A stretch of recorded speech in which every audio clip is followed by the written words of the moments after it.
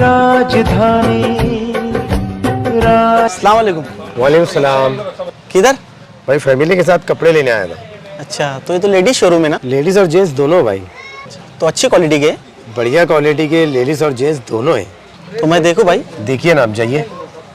राजधानी 29 अप्रैल की रात अड़गांव पुलिस स्टेशन की हद में हुए कत्ल की वारदात के मुलजिमान को पुलिस ने हिरासत में लेते हुए पूछताछ और मजीद तफ्तीश शुरू की।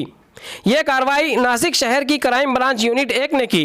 वाज़ह रहे कि इन मुलजिमान ने औरंगाबाद रोड पर वाक़े एक पंचर रिपेयर करने वाले शख्स को धारदार हथियार से मारकर शदीद तौर पर जख्मी कर दिया था, जिनकी ताब ना लाते हुए पंचर रिपेयर करने वाला गुलाम रब्बानी मोहम्मद जाए वारदात पर ही जान बाक हो गया था, जिसके बाद ये मुलजिमान फरार बताए जा रहे थे, जिन्हें सीसीटीवी की मदद से शनाख्त करते हुए नासिक शहर के क्राइम ब्रांच यूनिट 1 ने हिरासत में लेते हुए इनके नाम जाहिर किए हैं।